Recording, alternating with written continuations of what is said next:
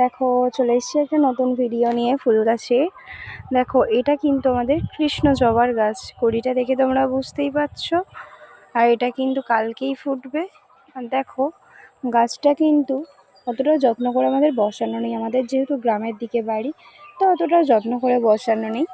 সব থেকে ভালো বিষয় আমি যেটা তোমাদের বলতে চেয়েছি, দেখো বন্ধুরা, এই ফুলের কালারটা যেটা রং আছে, এই একই গাছে কিন্তু আরও একটা লাল ফুল। আর এটা কিন্তু কোনো বৈজ্ঞানিক সার বা কোনো রকম কেমিক্যাল ছাড়া, কোনো রকম কাটিং ছাড়াই দেখো লাল ফুল। আর এটা কিন্তু একটা না, দেখো এখানে একটা, এই যে উপরে এখানে একটা, দেখো আর এখানে আরও দুটো, এই যে এখানে আরও দুটো দেখতে পাচ্ছ।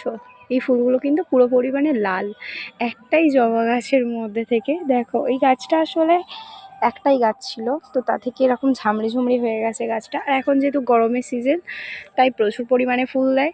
আর দেখো একটাই গাছে, এটা কিন্তু কৃষ্ণ জবারই গাছ, ওদিকেও কুঁড়ি দেখা যাচ্ছে, সবগুলোই কিন্তু কৃষ্ণ জবা।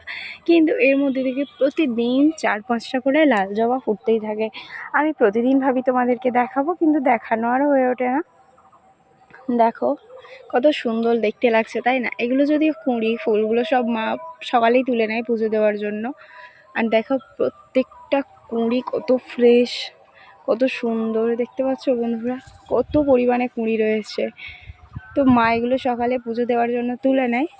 আর দেখো এখানে কিন্তু অনেক লাল কুঁড়ি রয়েছে, এই একটা ছোট্ট লাল কুঁড়ি। আর এটা কিন্তু কোনো রকম মানে কাটিং না, যে বৈজ্ঞানিকভাবে যে এখন যেভাবে কাটিংগুলো করা হয় সেগুলোও কিন্তু না, এমনিতেই এটা হয়েছে। তাই খুব খুশি। ভিডিওটা কেমন লাগলো অবশ্যই তোমরা জানিও। টাটা।